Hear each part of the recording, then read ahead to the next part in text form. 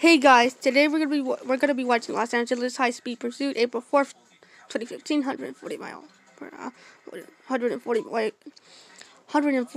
mph pursuit, 140 mph miles per hour pursuit, 140 miles per hour miles per hour pursuit, and we are gonna get to it. Bam. Let's watch it now. Let this go into tracking mode with the helicopter overhead.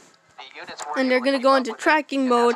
The units are overhead. They're having a hard time keeping up with him, and no police cars and lights are behind him. They picked up the chase northbound 605 about 10 minutes ago. About 10 minutes ago. 10 minutes ago. About 10 minutes later, it started, and there's a speed.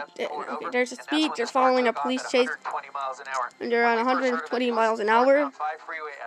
Northbound 5 freeway at 4th Street had made it up about almost 20 minutes. About almost 20 minutes. 20 minutes now. The chase started around about 20 minutes ago. Yeah, chase started around about 20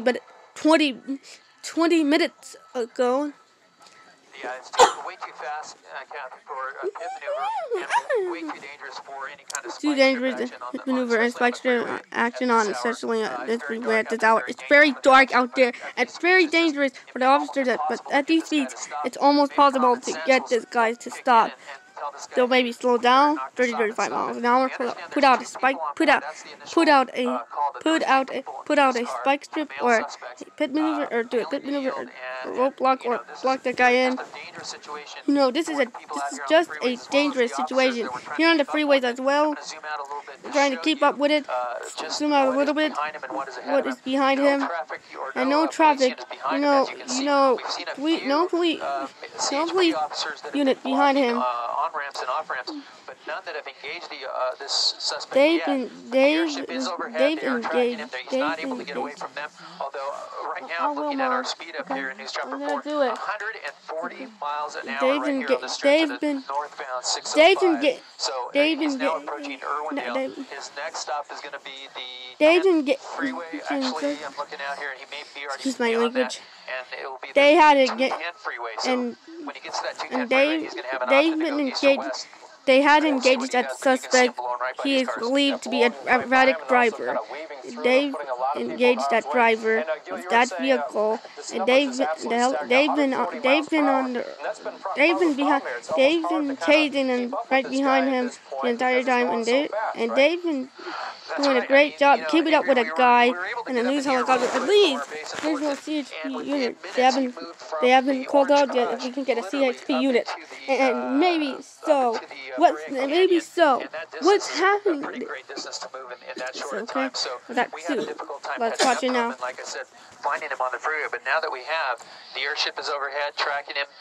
They're able to keep up, and we'll see what the police do here in this matter, because at these speeds, it's practically impossible to stop him. He's slowed down now to about 104 miles an hour, believe it or not. Well, just a frightening situation for anyone who's on the freeway right now. We're seeing a lot of cars as we see him there.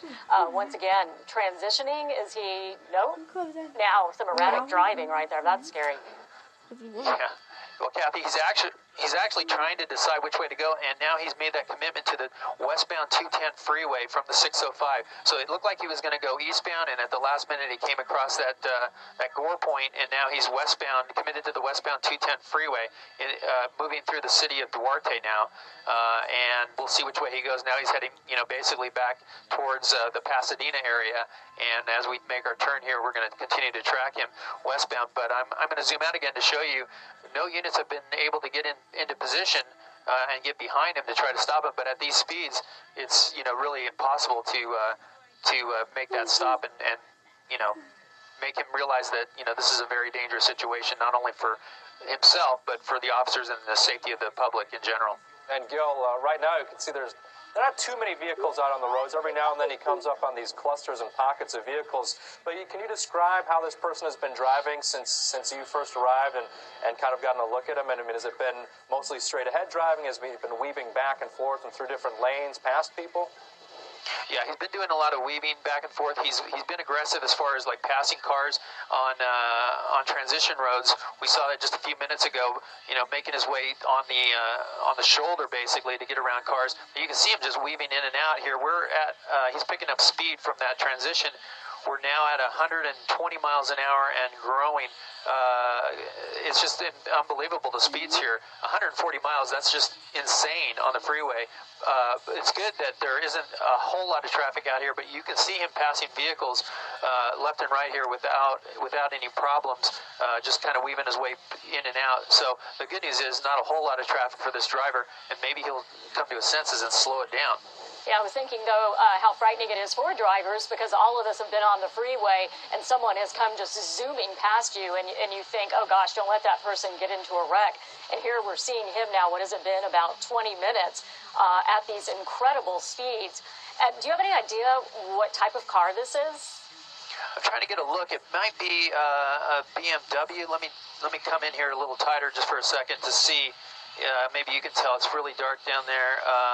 Hard to tell what it is. I haven't heard it on the radios as yet, what kind of vehicle it is. Might possibly be a Lexus. It's hard to say, but again, it's definitely a high-performance vehicle to be able to sustain these speeds. And Gil, is that an airship that just put a light on him that's been able to kind of catch up with him? It didn't seem like the vehicle was lit a little bit earlier. It seems that that's changed within the past few moments. That's true. You know, they have the airship overhead. I'm trying to find out who it is. It might be sheriffs that's assisting this. It is the sheriffs assisting in this pursuit. So they have their night sunlight that's on this vehicle, lighting it up. Again, no units behind it at this point. I'm trying to hear the CHP if they're trying to get involved or not. I'm sure they are. We've seen some units blocking on-ramps and off-ramps. But as far as getting behind the suspect, you know, they go into tracking mode. What they try to do with that is they try to give this person some leeway, some breathing space to think about what they're doing. And usually it works. Usually they'll slow down. They'll see that no one's behind them. And they'll get off the gas and start driving normal again. But not with this guy. This guy is just bent on getting away. So the idea normally is that you don't have police cars or CHP vehicles right up behind him, so he doesn't feel that pressure to hit the gas and go forward. But in this case, like you said, it doesn't seem to be working. He's maintaining these speeds. So the other option is to what? Just let him keep going until he eventually runs out of gas or decides to pull off and circle a neighborhood, possibly trying to get back to a location he knows or he's comfortable with to bail out. There aren't too many options at this point. That's right, Kathy. You know, a lot of times in these pursuits, we see them go to a familiar place, to their home or a neighborhood that they know of, maybe to a friend's house. They'll go to an area that they know. So that might be the case here. It's kind of unusual for a vehicle to be traveling at this high rate of speed for this long. We're at about 11:35 right now. This pursuit, we heard it start at about 11:10. So, you know, coming from Santa Ana all the way to we're here hitting Pasadena now. In that short amount of time can explain the rate of speed this car has been traveling. So yeah, he is likely that he'll either eventually run out of gas, get into an accident, or find a place that he's familiar with and try to get out and run and hide there. That's usually what we see happen in pursuits such as these. And Gil, you've been rattling off the cities that this guy has driven through already. I mean, we're talking about Santa Ana, city of industry. We talked about Duarte, Monrovia, Pasadena, now I believe making his way to Glendale. Are we starting to see traffic bunch up as we kind of get into the Glendale closer to Los Angeles? Are there more vehicles on the roads that might slow this guy down a little bit? You know, Adrian, he's westbound, so there's not a whole lot of traffic out here right now westbound. I see more traffic leaving the LA area heading eastbound, but the westbound lanes are fairly open. This is kind of what I see ahead of him for the next couple miles. This kind of traffic here is pretty light. You can see a police car on top of that bridge there. But again, you know, this is what he's facing, so he really has the freeway open up to himself. You know, he might hit some traffic up by the 5 freeway, maybe the 2 freeway, if he continues on the 210 here. The 210 is going to transition into the 134 here, and soon he'll be on that 134. but I'm hearing the CHP now, just as I'm speaking about that, and it sounds like they're trying to get into position to get behind this guy. So we might be seeing some CHP action behind this vehicle to try to get him to pull over. Maybe that's what it takes. Maybe he's going to need to see those vehicles behind him and realize, okay, I am in trouble. I better stop. All right, so all of this starting about 11:10 now. We've been following it for a while. We followed it on our newscast at 11 here on NBC4 and now on NBCLA.com. When we welcome our viewers who are watching this, because it really is a very dangerous situation with the high speeds. And we talked about how many cities he's gone through and just some of the freeways, the 5, the 57, 60, 605. He's hitting a lot of freeways now on the 210, heading west at speeds of 120, 140 miles per hour in this high-performance vehicle. Do we know, Gil, have we heard anything about this possibly being a stolen car? We haven't heard anything about a stolen car. We've only heard that the want was a traffic violation, and that's it. They do know that there's 2 people on board. We haven't heard word of it being stolen. I can tell you that we've crossed now through the Eagle Rock area. We're approaching the 210 freeway here in a couple miles. But can you imagine when we first heard this at 11:10? It's now 11:40, and he's already up at Eagle Rock from Santa Ana. So it's just amazing to see that kind of distance and these kinds of speeds. Currently 110 miles an hour right now through the Eagle Rock area. And we know that we have the airships following him because it was too dangerous. But you talked about CHP may get in position to follow him. Is there any chance he doesn't know he's being followed? That'd be impossible. He would see the helicopter. Well, he's definitely seen the light up his field of vision there. You can see that night sun, and especially in this stretch of freeway on the 134, it's really dark through here. And when that night sun hits you, you know that someone's watching you. So he knows it. This hasn't been the case throughout the pursuit. We haven't seen that night sun come on until just a little while ago when Adrian mentioned it. That's when they started to light up the vehicle, and you saw speeds reach 140 miles when he did that. And so as we get into the Glendale area, that's where I understand that we're at now. Okay, so he's leaving over into the HOV lane, now back out. You're going to come up on the 2 and 5 interchanges there. Are we seeing any traffic back up in that area again? I know I asked you that just a few minutes ago, but I'm just curious as to whether or not that might slow this guy down, or is this still kind of open waters essentially for this guy? Basically open waters for him. He might hit some traffic coming up on the 5. He just crossed the 2 freeway, so now we are in the Glendale area, and looking out the window of News Chopper 4, there is really no traffic ahead of him to speak of until that interchange, the 134 and the 5 freeway. Now he has some options there. He can go north on the 5 or continue on the 134 into the valley. So we'll see what happens here in just about a minute or so. He'll be at that intersection, 133 miles an hour right now. So he's just topping out here on his speed. Well, it's really incredible. It makes you cringe to think if he hits anything and there are drivers out tonight, it's just a really scary situation. Again, 2 people on board. We picked this up at about 11:10, and it's been going on, and it's been going on at these high speeds. What's the lowest speed we've seen so far? 80 miles per hour? It's still really fast. Right, 80 was about it, the slowest we've heard of. But that was through the transition there on the 210 freeway. But again, and I can hear the officers talking about this pursuit, how fast he's going right now. He's slowed it down now to about 110. But you can see those cars, that he's passing, just whizzing right by those cars. They have no clue what's coming up behind them.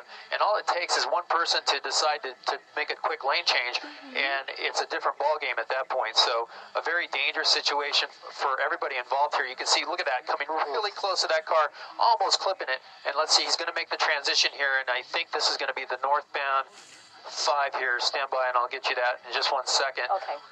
It sounds like he's going the northbound 5 from the 134. So this makes how many freeways he's been on? He started on the 5. He was on the 57, the 60, 605, the 210. Now back on the 5. Just incredible in this short amount of time. It's been under an hour, under 45 minutes. Let me make a correction on that. He went westbound 134 from the 5, so it looked like he was going to take the 5 north, but he didn't. He's continuing on the 134, now moving into the Burbank area. And his next freeway interchange was going to be the 170, 101 interchange.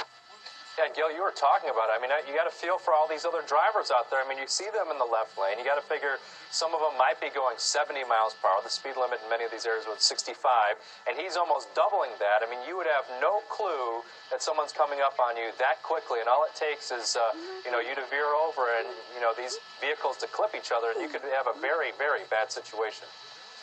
Most definitely. I mean, I think we've all been on the freeways at one point or another and had a car whiz by you or a motorcycle go by you at high speeds, and it's just, awakening. You're just like, wow, what was that that just passed me? This guy's doing it at such a high rate of speed. It's just incredible to imagine. But like I said, one false move, one lane change, even debris on the road can bring this to an end. Yeah, and if you travel on LA freeways, every once in a while there is debris on the road, and it's tough at night when people, I hate to say, but might be intoxicated if they're out for a night, and it would be so easy just to have an accident, and then at this high rate of speed, it's a really dangerous situation. And you have to think about the reason people run.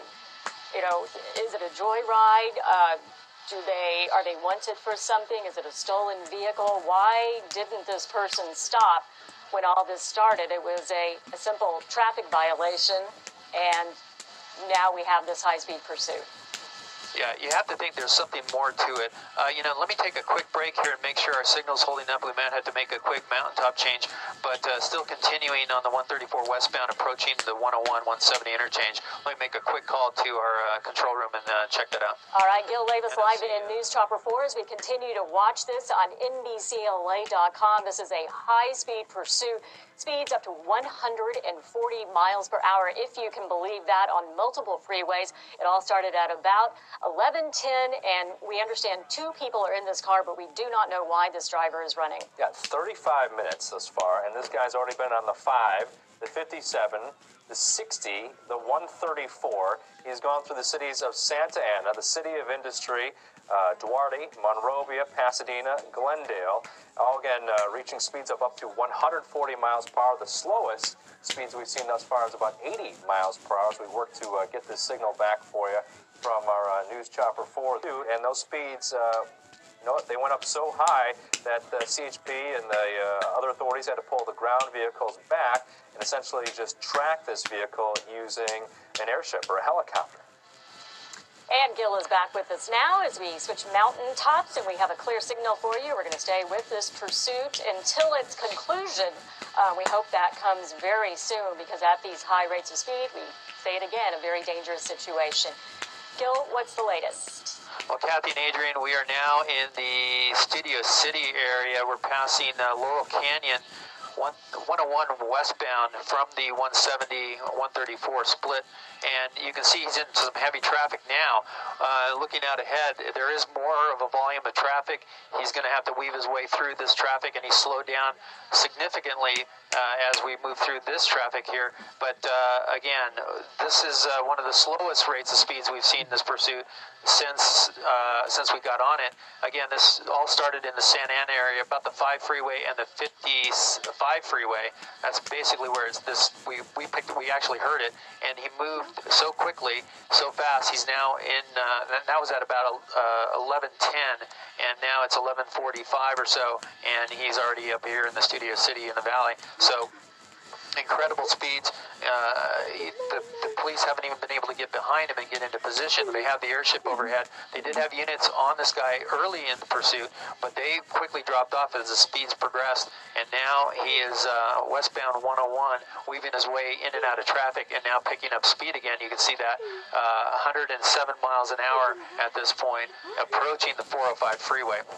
And Gil, you said earlier they're using the airship because it was just too dangerous to follow him at these high rates of speed. But you said you heard the CHP talking about possibly getting into position. Have you heard anything else about that or seen anything? You know, it's amazing, Kathy. He's moved through so many jurisdictions of CHP, it's hard to keep up. He was through the Altadena area. Now he's going to be coming through the the San Fernando Valley area, so I'm going to move my scanner over and pick that up to see what I hear there. But again, just incredible rates of speed, so fast so that that the units on the ground were having difficulty keeping up. They would probably have to put a motor officer behind this guy to keep up. But again, we don't, it's hard to say if that's going to help at all in this chase.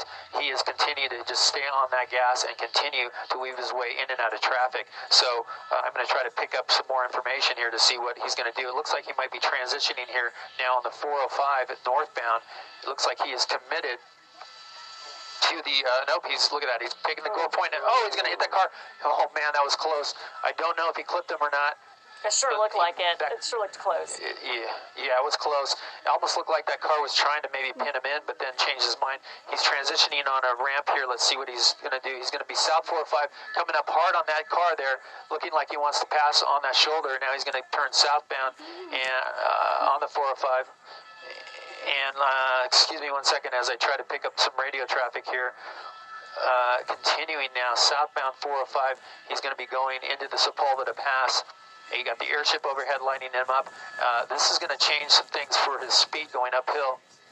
But, if his character holds up here, he's just going to continue to hammer that gas pedal and continue with high rates of speed. Even right now, he's 94 miles an hour going uphill here in the Sepulveda Pass. Yeah, with so many cities that he's gone through and so many freeways he's been on going different directions, this is the kind of situation I would imagine where the jurisdictions alert each other and say, hey, we've got this guy, he's going at this incredible rate of speed, 140 miles per hour at some time, so they all alert each other to know to be on standby. Is that the situation that usually happens? Oh, most definitely. You have the LAPD. He's moving through the LAPD's jurisdiction right now, but on the freeway it's CHP. So we'll see if the LAPD decides to jump in on this. They likely will not unless they're asked to assist. But they're definitely, standing by on the off-ramps in the event that this guy gets off and into his area. So he's moving towards the Santa Monica area and the west side of LA. So we'll see if other agencies jump in on this and try to do what they can do. But there's not much they can do on the freeways except let him run out of gas as he is going now 138 miles an hour. We're trying to keep up with this guy up here in News Chopper 4. We're hitting 138 miles an hour, and he's slowly pulling away from us.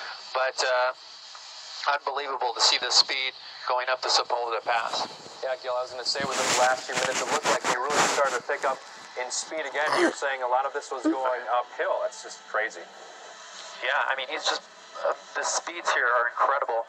Looking out ahead, the traffic again is going to get heavy as he comes down the hill. It's kind of medium to light right now. The LAPD airship has joined this pursuit and is assisting and is aiding with the night sun. So now he's coming up to the top of the Sepulveda Pass, and this is where we're going to see some traffic when he gets down into the Sunset Boulevard area. And I know initially we said that some ground units were following him, and the speeds picked up. A little bit later on in the chase, you had heard some radio traffic indicating that they might be formulating a plan to start following him again. Are you seeing anything on the sides of the roads or behind him right now? Or is this, are they still solely tracking him from the air? Yeah, I'm going to pull out and show you, Adrian. You can see there's no one behind him, just that airship that's tracking. But they are trying to get units in the position in the event that he slows down or gets off the freeway. Certainly those other agencies are standing by. They are aware of the pursuit as it's coming their way. But until he exits the freeway, I don't see this coming to an end unless he hits some sort of traffic or if he has, if there's a freeway closure or something like that. But still, no sign of this guy letting up. And you said that he's going to come up to a cluster of traffic coming up. Roughly how far away? Is he coming up on that pretty soon, or is it still... down the 405 here as he comes out of the Sepulveda Pass, the freeway is... actually, there's more traffic going north than there is going south. But he's going to hit some traffic down towards like Sunset, Wilshire, that area, and as he approaches the 10 freeway, it's going to start to bunch up. But at this hour, traffic is actually pretty light for this area. Yeah, they can sit back with that airship. They've got a good view to monitor everything that happens and follow this person so that they can't get away. We also know from stories we've covered and past pursuits that someone will tally up any incidents that happen. Right now he's facing felony evading, but any accidents that happen, anyone who's put in any danger, everything will be tallied up, and those charges will be filed against that person when all of this is resolved and they are taken into custody. Yeah, that's true. We're going to have a problem here if he continues on the 405. It's not a big problem, but he's going to transition. If he does continue south on the 405, we're going to get into the LAX airspace, which will put us over the airport for a while. We'll see what he does. He has the option of taking the 10 freeway or continue on southbound. At this point, it's hard to say, but once he reaches that interchange, we'll know better, and we'll have to make some adjustments. But yeah, you're right. I mean, this guy knows what he's facing. He's going to go to jail, whether he runs out of gas, gets in a crash, or just gives up. It's a matter of time. But for now, he's just going to ride that gas pedal as long and as far as he can for making those decisions. But one of the things you're seeing right now is he's starting to get into this heavy traffic, and he's having to weave in and out. This is where it gets really dangerous for these drivers up ahead. And we haven't really seen him clip anybody, except for that maybe it was a close call in the Studio City Sherman Oaks area, but some really close calls several times. Some really close calls. Yes, yeah, several times when he comes through. When he comes through these bunches of cars, that's when it gets really dangerous. I mean, especially for drivers who aren't quite aware of what's coming up behind them. If they decide they want to get over, that could be very deadly for anybody here at these speeds. 107 miles an hour right now, so he's backed off on the gas a little bit, but you know that's extreme speed still. Here he is, hard on the brakes, so he's approaching that. Look at that, weaving right through. That's what we're talking about. Coming through these interchanges, the traffic bunches up, and there you can see for the first time a PD. There's several police there. That's the CHP joining in, so they're going to try to keep up. And look at this guy. He sees him. He says, "No way, I'm not going to stop. I'm going to hit the gas," and he does. How fast is he going now? Can you tell? Yeah, he bumped it up to 120 miles an hour now. So he sees these officers trying to get into position, and he's saying, "No way, I'm not going to stop." Yeah, he made those ground units look like they were standing still almost as he as they fired up the lights there. Where are we now, Gil? What position is he? What exits is he near? We're coming through the Palms area. Actually, Venice Boulevard. He's crossing. And it's still southbound 405. Here's where we're going to have some issues tracking this pursuit for maybe a minute or so as we have to transition over or through the LAX airspace. So we may lose the vehicle for a moment. We'll try to keep it as much as we can here as we make that transition. And his next freeway interchange is going to be that 105 freeway, unless he gets off here up ahead, like in the city of Inglewood. But for now, he's continuing to coming up on. Oh, look at that! Oh, he just crashed. This is terrible, terrible. Hitting both of those cars. They're all spinning out of control. And, that's what we're talking about. One lane changes it all. You can see one of the cars lost a tire. I don't know if that's a suspect vehicle or not, but two other cars involved here. Looks like, yep. The doors are open. I don't see anyone jumping out. Oh, his hands are up there. That might be the passenger in the vehicle and someone on. We see yep, they're both out. Yeah. So a terrible situation here with those other drivers coming through there and sandwiching through. Those cars came in, trying to get out of the way. And you can see the officers here, the CHP officers, guns drawn. And I'll try to get you the location here. It looks like it's going to be right around the Marina Freeway. At the 405 southbound. Both suspects are now in custody. They're going to check on both of those drivers. That truck that he hit that was on the right-hand side, you can see the officers walking over, or one officer walking